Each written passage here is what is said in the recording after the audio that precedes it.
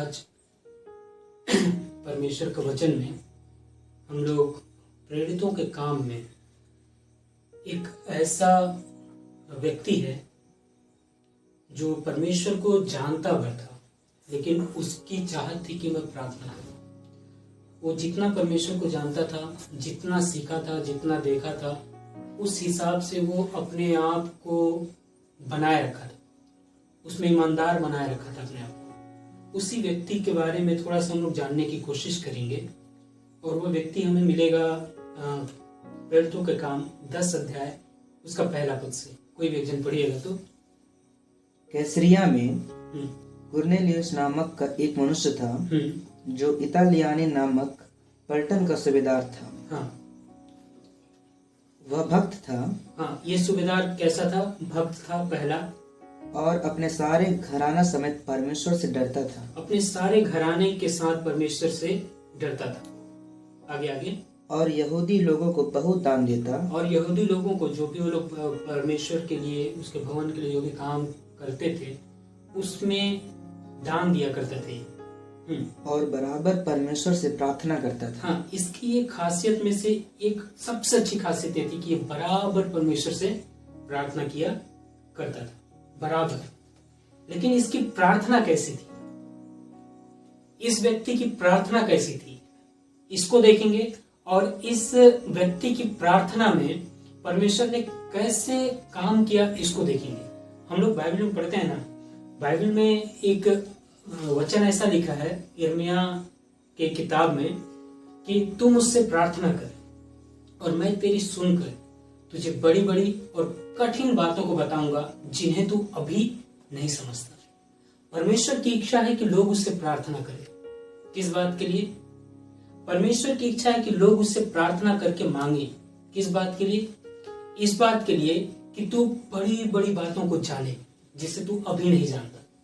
परमेश्वर की इच्छा है कि तुम प्रार्थना करके कुछ ऐसे अद्भुत बातों को सीखो मुझसे या जानो मुझसे जो जीवन के लिए बहुत उपयोगी है। परमेश्वर इस कुरनेलियुस की प्रार्थनाओं का उत्तर कुछ ऐसे ही देना चाहता है। ये प्रार्थना करता है। इसकी प्रार्थना जब मैं पढ़ रहा था बाइबल, तो इसकी प्रार्थना मुझे बहुत प्रभावशाली लगी।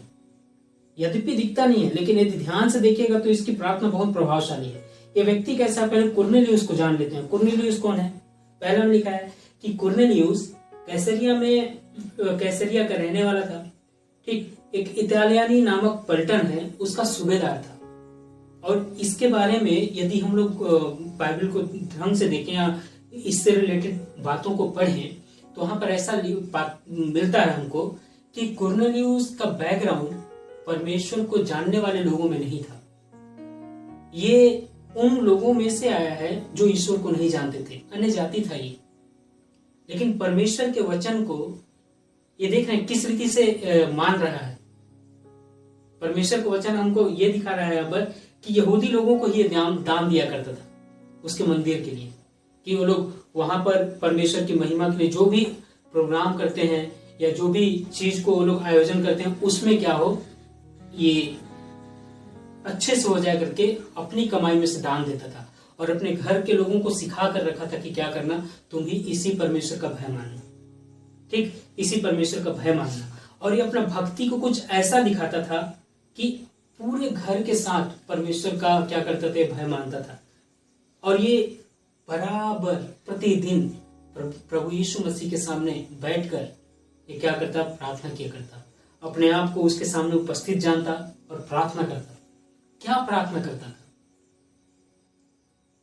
जब हम बाइबल को देखेंगे ना, यहां पर को देखेंगे, इतना को देखेंगे, तो इसकी प्रार्थना कैसी है मालूम? एक साधारण प्रार्थना है। अब भाई अन्य जाति में से आया है जो ना परमेश्वर के साथ उठा ना बैठा, जो ना परमेश्वर के साथ उसकी शिक्षाओं को सुनने के लिए उसके पीछे पीछे गया, जो ना यीशु के पीछे पीछे जाकर के बाकी शिष्य से जैसे वचन सुनते थे वैसा ये सुना नहीं। हाँ, हो सकता है कहां पर रहा होगा मालूम? ये कहां पर रहा होगा? जब यीशु मसीह, जब हम लोग लुका रचित सुसमाचार में उसका मेरे ख्याल से 23 का 47 क्या लिखा है? सूबेदार ने जो कुछ खोया था, जो कुछ हुआ था देखकर परमेश्वर की बड़ाई की और कहा, निश्चय यह मनुष्य धर्मी था। निश्चय ये मनुष्य कैसा है, धर्मी था। यीशु ने अपने जब प्राण त्यागे ना, तो जो कुछ वहां पर जो भी घटना घटी थी, उस बात को देखकर सूबेदार क्या बोलता है, निश्चय ये क्या है, धर्मी था। ये मनुष्य जो मर गया ना, ये धर्मी था।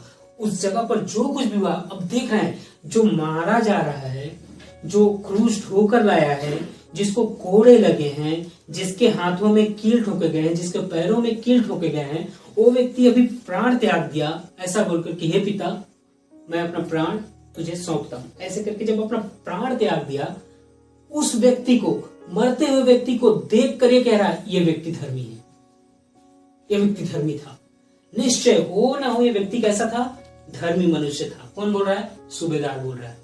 देख रहे, अब मरने से प्रभु को, जब प्रभु ने अपना प्राण त्यागा, उस घटना को देखकर, प्रभु ने जितना कुछ सहा, उस घटना को देखकर इस सूबेदार के मन में, जो अन्य जाति का है, उसके मन में क्या आ गया, निश्चय हो ना हो ये धर्मी मनुष्य था।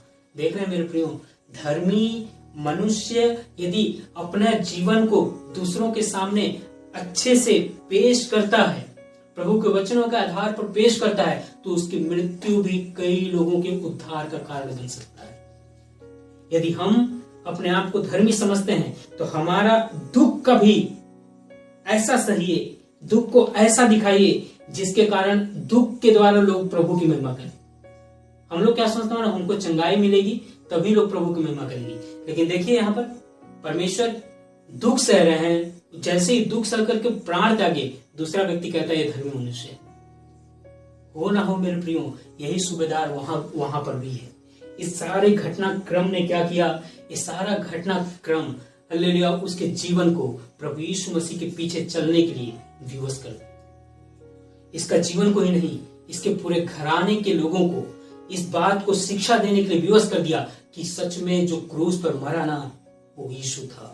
वो सच में प्रभु का बेटा था, वो सच में यहोवा परमेश्वर का बेटा था। ऐसा करके अपने पूरे घराने के लोगों को मनाया। वो सब इस पर विश्वास करते। और सबसे अच्छी बात ये क्या था, भक्त था। अब भक्तों का एक स्वभाव है, वहां पर हमने पढ़ा प्रेरितों के काम में 10वां अध्याय में हमने पढ़ा, भक्तों का एक स्वभाव है। क्या है वो, पहला जो भक्त व्यक्ति है वो क्या करेगा, सबसे पहले तो परमेश्वर से डरेगा। दूसरा, यहां पर हमने पढ़ा यहूदियों को दान दिया करता था। तीसरा, सबसे अच्छा काम कौन सा है, वह परमेश्वर से बराबर प्रार्थना करता था। एक टाइम नहीं, 2 टाइम नहीं, ठीक है, सप्ताह में 1 दिन नहीं, बल्कि यदि मैं भक्त हूं तो भक्त कब जाने जाओगे, आप प्रार्थना करोगे तब। यदि मैं परमेश्वर का भक्त हूं और प्रार्थना नहीं करता हूं और अपने आप को भक्त कहता हूं, तो मैं कौन हूं, मैं झूठा हूं। परमेश्वर कहता है उन लोगों के समान मत बनो जो सड़कों में या सभाओं में खड़ा होकर ऊंचे शब्द से प्रार्थना करते हैं। वो अपने आप को धर्मी दिखाने के लिए करते हैं, लेकिन परमेश्वर उनको धर्मी है ऐसा संबोधित नहीं करता, उनको कपटी कहता है परमेश्वर। भक्तों का स्वभाव क्या है, भक्तों का स्वभाव है कि वो अपने आप को प्रार्थना में लिए चले, वो अपने आप में प्रार्थना करें परमेश्वर के पास जाकर। लेकिन इसकी प्रार्थना, पता है मेरे प्रियो, इसकी प्रार्थना कैसी है, ऑर्डिनरी प्रेयर है, एकदम साधारण प्रार्थना कर रहे हैं। लेकिन कर किससे रहा है, किसी व्यक्ति से नहीं कर रहा। इसकी प्रार्थना कैसी है, इसकी भक्ति सच्ची है मेरे प्रियो। पता है इसकी जो भक्ति है ना, वो इसके मन में एकदम सही है। और ये जिससे प्रार्थना कर रहा है वो कौन है, जीवित है। उससे जब प्रार्थना कर रहा है तो परमेश्वर को लगा कि मैं इसकी प्रार्थना को उत्तर दूंगा। याद रखिएगा, आप सही मन से, सही भक्ति के साथ यदि परमेश्वर से साधारण प्रार्थना भी करते हैं ना, तो उस प्रार्थना का उत्तर देने के लिए हमारा यहोवा परमेश्वर जो स्वर्गों के स्वर्ग में रहता है, बेताब हो जाता है। वो चाहता है कि मैं इस प्रार्थना को उत्तर दूं। इसकी प्रार्थना कैसी रही होगी जरा बताइए। बस ऐसी परमेश्वर के पास जाकर बैठता रहा होगा, ठीक, अपने हिसाब से जितना सीखा, जितना जानता है वैसा वो प्रार्थना करता है। उसको सिखाने वाला अभी तक कोई नहीं आया था। अब पढ़कर देखिएगा बाइबल को, यहाँ पर अब तक कोई नहीं आया है इसको सिखाने वाला कि तू कैसे प्रार्थना करे। लेकिन एक दिन जब अपने रीति के अनुसार ये प्रार्थना कर रहा था, अपने समय पर जब ये प्रार्थना कर रहा था, तो क्या हुआ, जरा सा पढ़ेंगे क्या इसका 3 पद को। उसने दिन के तीसरे पहर के निकट दर्शन में स्पष्ट रूप से देखा कि परमेश्वर के उसने उसे ध्यान से देखा और डर कर कहा, हे प्रभु क्या है? उसने उससे कहा, तेरी प्रार्थनाएं और तेरे दान स्मरण के लिए परमेश्वर के सामने पहुंचे हैं। ठीक, तीसरा पद में हमने क्या पढ़ा? जब तीसरा पद में पढ़ा कि दिन के तीसरे पहर के निकट दर्शन में ठीक स्पष्ट रूप से उसने क्या देखा? एक स्वर्गदूत उसके पास भीतर आकर खड़ा हो गया, ठीक, और कह रहा है कि हे कुरनेलियुस। ये कब देखा? कुरनेलियुस आगे यदि इसी अध्याय में पढ़ी आगे तो कुरनेलियुस हर दिन तीसरे पहर में प्रभु के सामने बैठता था।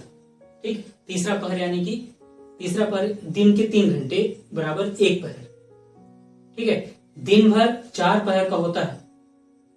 ठीक है, 3-3 घंटे का 1-1 पहर, तो लगभग 12 से 3 के बीच में ये प्रार्थना करने के लिए जब बैठा था परमेश्वर के पास, तब स्वर्गदूत इसके पास आकर कहता है, हे कुरनेलियुस, ठीक, तेरे प्रार्थना और तेरे दान परमेश्वर के सामने स्मरण के लिए पहुंच गए हैं। देख रहे हैं, परमेश्वर के पास कुछ चीज गया है और वो चीज विवश करता है परमेश्वर को उत्तर देने के लिए। आप और मैं यदि प्रार्थना करने वाले हैं ना, आप और मैं यदि प्रार्थना करने वाले लोग हैं, तो पता है वो प्रार्थना परमेश्वर के सिंहासन के पास रहता है और वो प्रार्थना हमारी उत्तर को देने के लिए परमेश्वर को विवश करता है। वो प्रतिरोज उसको याद दिलाता होगा कि मैं फलाने व्यक्ति का प्रार्थना तेरे समक्ष में है, परमेश्वर उत्तर दे दे। परमेश्वर इसलिए क्या किया, आज कुरनेलियुस के घर में स्वर्गदूत को भेज दिया और बोला, जा करके इसका उपाय बता। ये जिस बारे में प्रार्थना कर रहा है, ये अपने धन संपत्ति के बारे में प्रार्थना नहीं कर रहा है, ये अपनी चंगाई के विषय में प्रार्थना नहीं कर रहा है, ये अपने किसी और विशेष छुटकारे के विषय में प्रार्थना नहीं कर रहा है। ये किस विषय में प्रार्थना कर रहा है पता है? वो परमेश्वर समझा कि वो जितना जानता है ना, उतना में बहुत ईमानदार है। अब मैं इस ईमानदार व्यक्ति को आगे बढ़ाना चाहता हूं। कैसे आगे बढ़ाया? उसी का उत्तर यहां पर कौन लेकर आया है? स्वर्गदूत। और क्या बोलता है? उसको उपाय दिया कि सुन, तू याफा में मनुष्य को भेजकर शमौन जो पतरस कहलाता है उसको बुला ले। वो वहां पर समुद्र के किनारे, ठीक, किसी के घर में, शमौन के घर में अतिथि बनकर रुका है। तो 2 अपने सैनिकों को क्या किया, 2 सिपाहियों को कुरनेलियुस वहां पर भेज दिया, याफा में भेज दिया। जब वो गया वहां तो उसको बुलाने के लिए लोग रास्ते में हैं और ये कहां है? जिसको बुलाने भेजा है वो व्यक्ति कहां है? अर्थात पतरस कहां है? पतरस क्या किया, कहीं से आया, घर में लोगों से बोला, दोपहर के निकट में बोलता है कि खाना बन गया है क्या? तो नहीं बना होगा, नहीं बना था। तो क्या किया, ऊपर चला गया छत पर और वहां प्रार्थना कर रहा है। ठीक है, या किसी कमरे में जाकर के वो क्या किया, प्रार्थना करने लगा। जब तक इधर खाना नहीं बनता तब तक वो क्या कर रहा है, प्रार्थना कर रहा है। वो लोग व्यर्थ में अपना समय बर्बाद नहीं कर रहे। कौन? पतरस व्यर्थ में समय बर्बाद नहीं कर रहा है। वो क्या कर रहा है, बल्कि बैठ करके प्रार्थना कर रहा है। इसकी प्रार्थना देखिएगा ना, जरा सा एक तो बात को पढ़िएगा। इसका मतलब दूसरा पद को हम लोग पढ़ चुके कि वो बराबर परमेश्वर से प्रार्थना कर रहा था।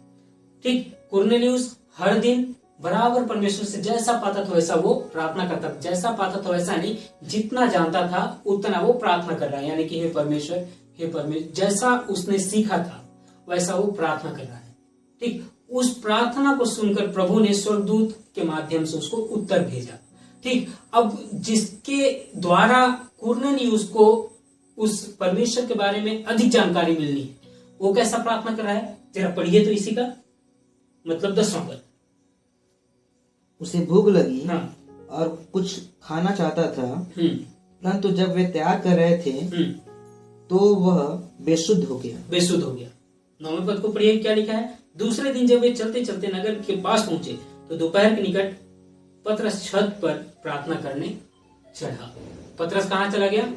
छत के ऊपर क्या कर रहा है? वो प्रार्थना कर रहा है। ठीक है, पतरस प्रार्थना कर रहा है, उधर कुरनेलियुस प्रार्थना कर रहा है। दूर में है याफा, यहां है और कैसरिया दूर में है। ठीक है, वहां पर क्या है, वहां से 2 व्यक्ति इसको बुलाने के लिए आ रहे हैं, पतरस को बुलाने आ रहे हैं। परमेश्वर कुरनेलियुस को बोला कि याफा में मनुष्यों को भेज के पतरस को बुला ले। कब परमेश्वर उसको बोला? जब वो प्रार्थना कर रहा था तब। जिसको बुलाना है वो क्या कर रहा है? घूम रहा है। वचन में लिखा है वो कहीं था, ठीक है, वो आया घर में, देखा खाना नहीं बनाया, तब वो क्या कर रहा है? छत पर चढ़कर प्रार्थना कर रहा है। जिसको जो व्यक्ति चाहिए वो प्रार्थना करके प्रभु से मांग रहा है, और जिस व्यक्ति को आना है वो घूम नहीं रहा है, वो क्या कर रहा है? प्रार्थना कर रहा है। ये कुरनेलियुस कैसे प्रार्थना कर रहा है? परमेश्वर पिता, वो जैसे अपने शब्दों में प्रार्थना कर रहा है, जैसा सीखा है वो। लेकिन पतरस कैसे प्रार्थना कर रहा है? वचन बताता है पतरस कैसे प्रार्थना कर रहा है। वो बेसुध हो गया। ये बेसुध का मतलब क्या है? यदि हम लोग इस बेसुध के लिए हम लोग यदि ग्रीक शब्द को देखें तो इसके लिए लिखा है एस्केटेसिस। इसका मतलब होता है आउट ऑफ हिमसेल्फ, यानी आत्मा से बाहर आ जाना, आत्मा में बाहर आ जाना। यानी कि कुरनेलियुस अपने शब्दों में प्रार्थना कर रहा है, ठीक ना, परमेश्वर से भक्ति दिखा रहा है, ईमानदारी से परमेश्वर के पास बैठकर ईमानदारी से कुरनेलियुस प्रार्थना कर रहा है। तो वही ईमानदारी से आत्मा में बाहर होकर के, अपनी आत्मा में, अपने शरीर से बाहर होकर के, आत्मा में खो करके, आत्मा में बेसुध होकर के पतरस प्रार्थना कर रहा है। कुरनेलियुस को स्वर्गदूत दिखा, लेकिन पतरस को क्या दिख रहा है? पतरस को परमेश्वर की इच्छा दिख रही है। वो क्या इच्छा था? हम लोग जानते हैं परमेश्वर के वचन में जब पढ़े हैं तो, कि जब वो आत्मा से बाहर, मतलब आत्मा में होकर के, आत्मा में परिपूर्ण होकर के, उसे अपना शरीर का ध्यान नहीं रहा, आत्मा में परिपूर्ण होकर के उसे अपना भूख का ध्यान नहीं रहा, आत्मा में परिपूर्ण होकर के नीचे खाना बना कि नहीं बना इसका चिंता नहीं रहा, वो आत्मा में परिपूर्ण होकर के संसार के हर बातों को भूल करके जब वो प्रार्थना कर रहा था, परमेश्वर की इच्छा क्या है वो उसको पता चल रहा था। कैसे पता चल रहा था? एक बड़ा सा चादर आया जिसमें हर प्रकार का जीव जंतु थे, ठीक, वो परमेश्वर की इच्छा थी। समझ रहे हैं मेरे प्रेम? मैं कहना क्या चाह रहा हूं? वचन हमें क्या बताता है? कुरनेलियुस साधारण शब्दों में प्रार्थना कर रहा है, लेकिन जिसको कुरनेलियुस के पास जाना है वो कैसा प्रार्थना कर रहा है? आत्मा में परिपूर्ण होकर के। Praise the Lord. ये केवल धरती में बैठकर प्रार्थना कर रहा है, लेकिन ये व्यक्ति कैसे प्रार्थना कर रहा है? पतरस कैसे प्रार्थना कर रहा है? आत्मा में बाहर आ गया है। हालेलुया। वचन में लिखा है, यदि हम लोग पढ़ेंगे मेरे ख्याल से कुरिन्थी में ऐसा लिखा है कि ना जाने आत्मा के साथ, ना जाने शरीर के साथ मैं तीसरे स्वर्ग तक मानो उठा लिया गया। ये ऐसा ही अनुभव पाकर के कौन प्रार्थना कर रहा है? मानो पतरस। मेरे प्रियो, जिसके पास जाना है इस व्यक्ति को, पतरस को, वो पतरस साधारण प्रार्थना करने वाला व्यक्ति नहीं है। हालांकि सीखे थे ये लोग ऐसा प्रार्थना, लेकिन प्रभु यहोवा परमेश्वर ने अपने पुत्र को जो आज्ञा दिया था कि मैं अंत के दिनों पर सब पर अपनी आत्मा उंडेलूंगा, उस शिक्षा को पाया किसने? इसने पाया। कैसे पाया? यीशु मसीह ने कहा कि जा करके जब तक तुम सामर्थ ना पाओ बाट जोते रहना। ये वही बाट जो करके उस अनोखे प्रार्थना के तरीके को, वही बाट जोते जोते इसने पा लिया। अब कुरनेलियुस इसी समय में है ना, एक ही समय में है। कुरनेलियुस साधारण शब्दों में प्रार्थना कर रहा है, तो पतरस आत्मा में होकर के, अन्य भाषा में होकर के परमेश्वर से प्रार्थना कर रहा है। कुरनेलियुस की इच्छा है कि प्रभु मैं और तुझ में आगे बढ़ूं, तो पतरस को प्रभु बता रहा है कि कैसे आगे बढ़ना है, जाकर के तू उधर सिखा। ठीक, जब इतना कुछ हो गया मेरे प्रियो, अब देखिएगा इस शब्द को पढ़िएगा, बहुत अच्छा लगेगा। मैं इसको पढ़ा ना तो मेरे को तो बहुत अच्छा लगा। जरा से इसका पढ़िए 10 अध्याय का ही, 10 अध्याय का मेरे ख्याल से 10 अध्याय का 30 पद। जब कुरनेलियुस के घर में पतरस पहुंचा तो क्या हुआ? कुरनेलियुस ने कहा, हाँ, कुरनेलियुस ने उससे कहा, इसी घड़ी पूरे 4 दिन हुए। इसी घड़ी पूरे 4 दिन हुआ। हाँ, मैं अपने घर में तीसरे पैर प्रार्थना कर रहा था। तीसरे पैर में क्या कर रहा था? प्रार्थना कर रहा था। हाँ, तो देखो एक पुरुष चमकीला वस्त्र पहने हुए मेरे सामने आ खड़ा हुआ। यानी स्वर्गदूत आ खड़ा हुआ था। किसके सामने? कुरनेलियुस के सामने। आज कुरनेलियुस जब प्रार्थना कर रहा था, 4 दिन हो गए थे ना उसको, वो बराबर तीसरे पैर में बैठा था, 12 से 3 के बीच में बैठा था, प्रभु के सामने प्रार्थना करता था 3-4 दिन तक लगातार। इसका ठीक ना, 4 दिन से लगातार वो प्रार्थना करता था। तो इस बात को पतरस को कह रहा है। क्यों कह रहा है इस बात को? इसका मतलब यह है कि पतरस के द्वारा प्रभु ने इस कुरनेलियुस को उत्तर दिया है इसकी प्रार्थनाओं का। तब जाकर के पतरस को बता रहे कि प्रभु सर एक बात बताऊं, आज लगातार 4 दिन हो गए हैं मैं तीसरे पहर में प्रार्थना करता था। किस बात के लिए? कि कोई आए और हम लोग को प्रभु में आगे बढ़ाए, कोई आए हमें आत्मिक ज्ञान आत्मिक शिक्षा देकर के हमें आगे बढ़ाए। याद रखिए, भक्त बन जाएंगे, ज्ञान नहीं रहेगा, हम भक्ति में आगे बढ़ नहीं पाएंगे। भक्त बन जाएंगे, हमें यदि परमेश्वर के वचन की शिक्षा नहीं रहेगी, हम परमेश्वर में आगे नहीं बढ़ पाएंगे, वहीं रहेंगे। इसलिए मेरे प्रियो देख रहे हैं, इसको बीमारी नहीं है परमेश्वर में भक्त बन गए और ज्ञान नहीं है, तो प्रभु की इच्छा है कि लोग ज्ञान में आगे बढ़े। कुरनेलियुस के घर में कोई परेशान नहीं था, कुरनेलियुस के घर में कोई दुखी नहीं था जिसको चंगा करने पतरस आया था। कुरनेलियुस के घर में लोग भक्त थे, कुरनेलियुस के घर में लोग भक्ति में थे। ठीक है, तो उस भक्तों को आत्मिक शिक्षा आत्मिक ज्ञान देकर के उनको आगे बढ़ने के लिए प्रभु ने स्वर्गदूत के माध्यम से किसको बुलाने के लिए कुरनेलियुस को कहा? पतरस को। प्रभु की इच्छा क्या? इससे हमको क्या सीख मिलती है? कि लोग आत्मिक ज्ञान के साथ कहां बढ़े? आगे बढ़े। भक्त हैं, अच्छी बात है, लेकिन उन भक्तों को चाहिए कि वे आत्मिक रूप से ज्ञानवान भी बने। जो कमी घटी है आत्मिक जीवन में उनको पूरा करें, ये परमेश्वर की इच्छा है। यहां पर देखिए, जब कुरनेलियुस खुशी खुशी बता रहा है पतरस को, इसी घड़ी 4 दिन हो गए हैं मैं प्रार्थना करता था, और उस बात को इधर बता रहे हैं, यानी कि परमेश्वर पतरस को भेज कर यहां इसकी प्रार्थनाओं का उत्तर दिया। आप भी यदि अपने आत्मिक जीवन के लिए चिंता करेंगे ना, तो आपके लिए भी प्रभु आत्मिक जीवन में बढ़ने के लिए उपाय प्रतिफल के रूप में देगा।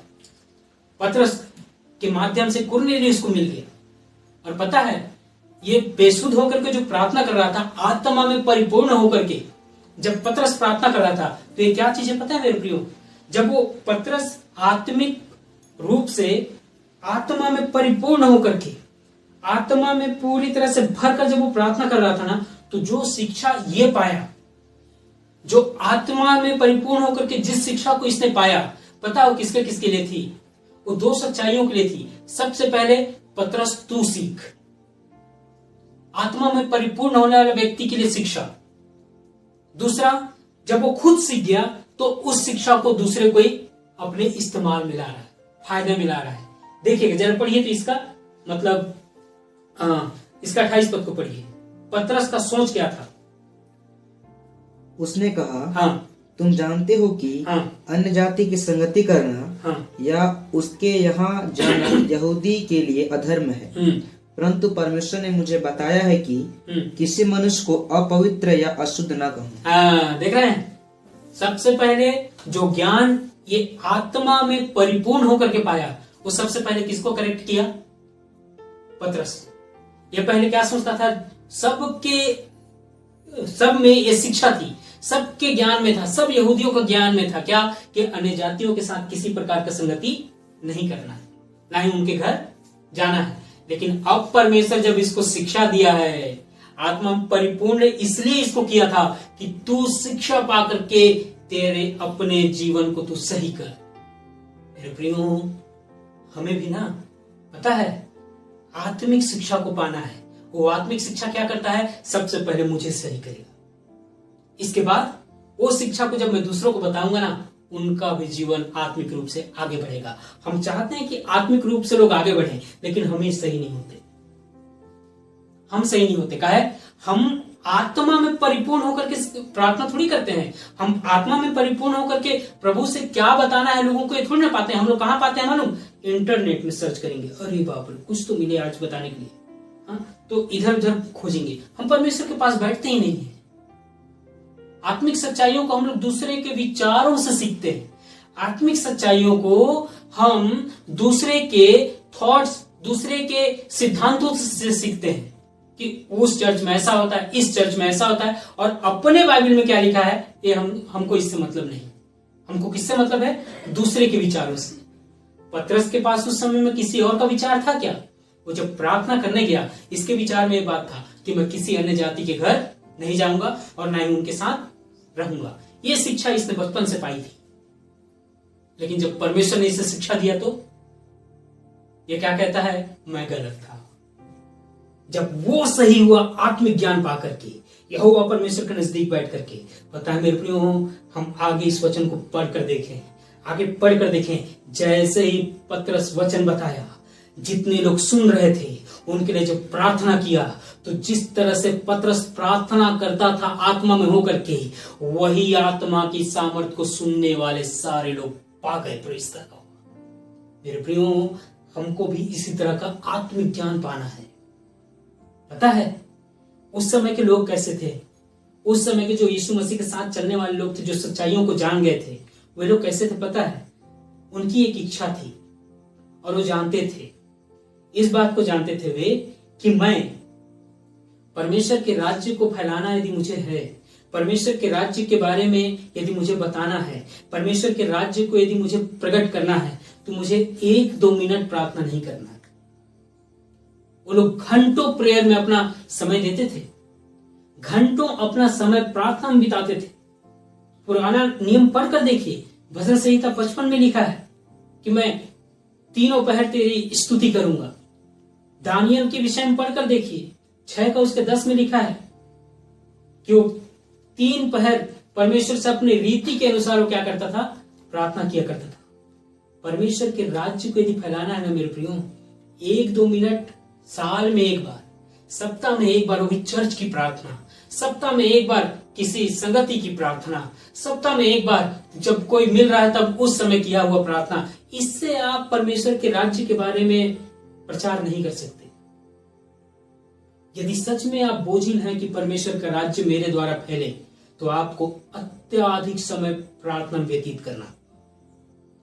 पतरस अपने रीति के अनुसार वो भी प्रार्थना करने बैठा करता था। पुराने समय के नए नियम के जितने लोग हैं, वे लोग अधिकतर अपना समय प्रार्थना में बिताते थे। उन्होंने सीखा किससे था प्रार्थना करना? यीशु मसीह से। उसको देखते थे कि यीशु जब भी समय पाता था अकेले जाकर के पिता परमेश्वर से बातें करता। उसके सारे चेले वही क्रिया को अपनाए, तब उनके द्वारा परमेश्वर का राज्य प्रकट होगा। आज हम भी चाहते हैं प्रभु तेरा राज्य हमारे द्वारा प्रकट हो, लेकिन हम प्रार्थना करना नहीं चाहते।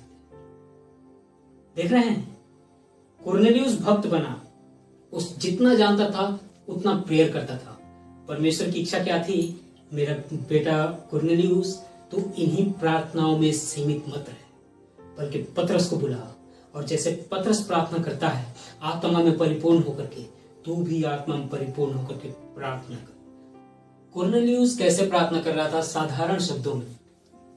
लेकिन जिसको प्रभु इसके पास भेजना चाहता है, वो कैसा प्रार्थना कर रहा है? असाधारण तरीके से प्रार्थना कर रहा है। वो यदि प्रभु का धन्यवाद कर रहा है, तो इधर पतरस आत्मा में बेसुध होकर के, आत्मा में भरकर अन्य भाषा में प्रार्थना कर रहा है, जिसके द्वारा कुरनेलियुस का घर घराना प्रभु में आगे बढ़ेगा। वो आत्मा में परिपूर्ण होकर प्रार्थना कर रहा है, और इसमें इच्छा किसकी है? प्रभु की।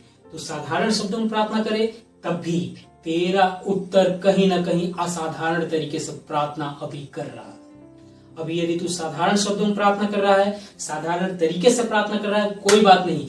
तुझे जिसके माध्यम से उत्तर मिलना है ना, वो आत्मा में होकर के प्रभु से तेरे लिए बात पा रहा है। घबरा मत। प्रभु की इच्छा है कि लोग आत्मा में बेसुध होकर प्रार्थना करें। प्रभु की इच्छा है कि लोग आत्मा में जब बेसुध होए, मैं उन्हें गहरी बातों को बताऊं। हम लोग की प्रार्थना 1-2 मिनट की है। हम सच्चाइयों को कहां से जानने पाएंगे? प्रभु की बातों को कहां से समझने पाएंगे? हम वचन सुनने वाले लोग हैं, समझने वाले नहीं। हम वचन सुनने वाले लोग हैं, कानों को अच्छा लगा, अरे वाह बहुत अच्छा लगा, आज बहुत अच्छा वचन था, बस इतना ही करने वाले लोग हैं। उसको अपनाकर आगे उसी अनुसार करने वाले नहीं। 1-2 मिनट का प्रेयर है, 1-2 मिनट का प्रार्थना मेरे प्रियो शिक्षा को काम करने नहीं देता हमारे जीवन में। इसको देखिए, कुरनेलियुस को डेली प्रार्थना करता था साधारण शब्दों में, लेकिन आज जब पतरस आ गया तो अपने कुटुंबी, अपने रिश्तेदारों, अपने परिवार के साथ, अपने घराने के साथ, सबके साथ क्या हो गया? पवित्र आत्मा में भर गया। अब ये सब कैसे कैसे प्रार्थना करते होंगे? आत्मा में होकर के जिन जिन बातों को पतरस ने बताया, सिखाया, उन सारी ही बातों का अनुकरण किसने किया? ये कुरनेलियुस और उसका पूरे घराने ने। मेरे प्रियो, हम भी यदि प्रार्थना का जीवन में आगे रहेंगे ना, प्रार्थना के जीवन बिताएंगे ना, तो जो जो वचन हम सुनते हैं उनको हम लोग मानेंगे। और केवल प्रार्थना शब्द अच्छा लगता है तो कानों को अच्छा लगने तक ही हम वचन सुनेंगे, उसको अपनाएंगे कभी नहीं। प्रार्थना करने वाला व्यक्ति वचनों के अनुसार अपने जीवन को गुजारेगा। जो प्रार्थना नहीं करता वो केवल वचन को सुनकर बहुत अच्छा था, आज पास्टर जी बहुत अच्छा वचन बोली, बस इतना ही कहने वाला रहेगा, उसको पालन करने वाला नहीं।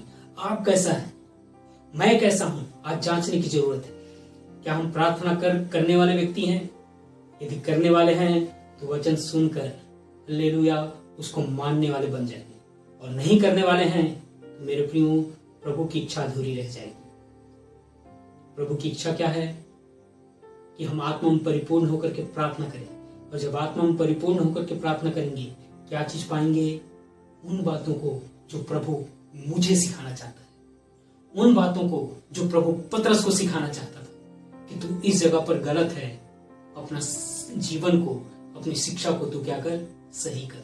मेरे प्रियो, आज हमें भी आत्मा में परिपूर्ण होने की जरूरत है, ताकि हम आत्मा में परिपूर्ण होकर के प्रार्थना करें और प्रभु की अद्भुत बातों को सीखें, जानें, और उस शिक्षा के अनुसार अपने जीवन को आगे बढ़ाएं और दूसरों को भी उसी शिक्षा में जो उन्हें आत्मिक जीवन में आगे बढ़ा सकता है, उन बातों को उन तक पहुंचाएं, ताकि परमेश्वर का राज्य प्रकट हो गए। आइए हम सब कोई अपने अपने जीवन को प्रभु के राज्य को प्रकट करने के लिए समर्पित कर दें, यानी कि प्रार्थना करने के लिए अपने जीवन को तैयार करें।